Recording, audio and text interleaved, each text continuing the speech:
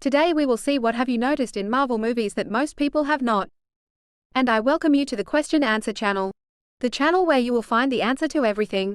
Thanks to Chris Gregg, Daniel Danes Hutt, Matthias Fidelis and Scott Edward McCone for answering this question. We'll start with Chris Gregg's first answer. Maybe this is obvious, but Drive.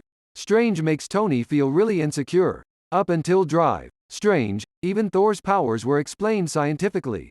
In the first Avengers, Maria Hill tells Cap that Loki and Thor are basically gods.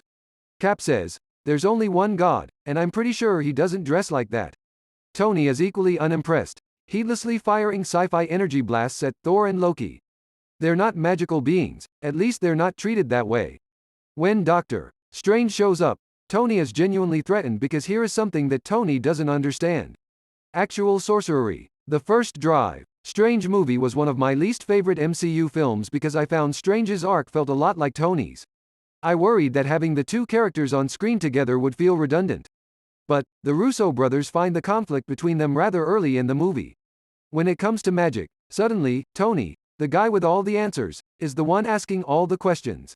What are the Infinity Stones? How do they work? How dangerous are they? Why can't we just destroy them? The same way they depower the Hulk by having Thanos beat the crap out of him, they make Tony Stark vulnerable by showing how out of his depth he is in this movie.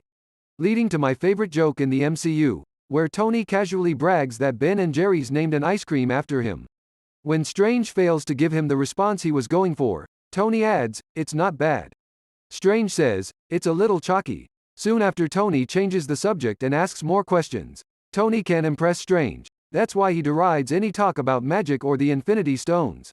And when Strange fails to show any enthusiasm about his ice cream flavor, that's when their antagonism towards one another is finalized.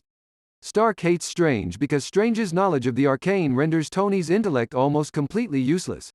I'm that guy who complains when Marvel movies undercut the magnitude of a scene with a joke. But I've always loved that ice cream gag, and it comes at a pretty dark moment in the movie. Great writing and performances. Tony knows his ice cream sucks. Imagine getting an ice cream flavor named after you and it's trash. And you're a super arrogant, insecure, control freak. Probably hurt him more than getting stabbed by Thanos. You know he tried to fix it, too.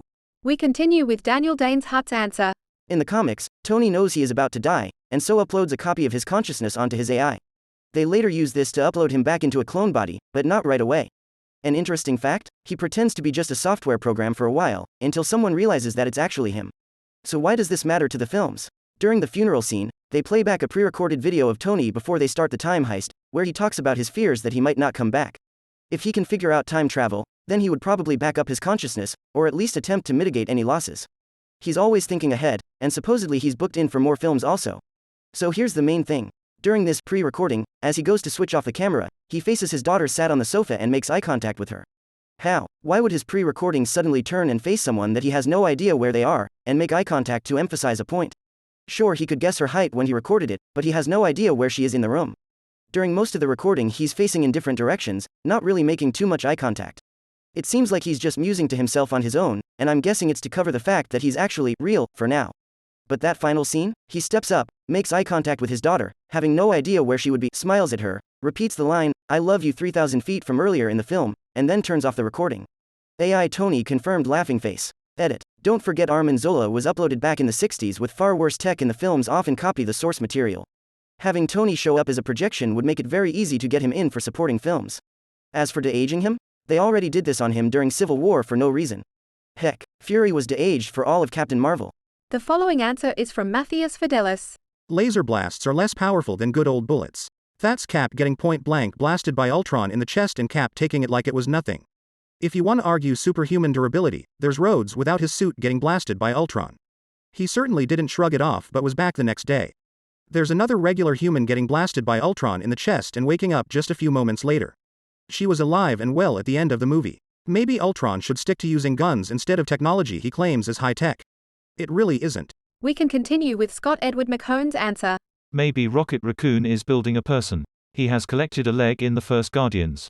One eye in a poker game later given to Thor. He has made references to getting another eye in the second Guardians. And clearly wanted the Winter Soldier's arm. This is the end of the video. Thank you for staying until the end. Remember to subscribe if you like the video. The likes also help a lot for referencing. You know what you have to do. The video is over. You can continue discussing this question in the comments, or find another question that interests you. See you next time.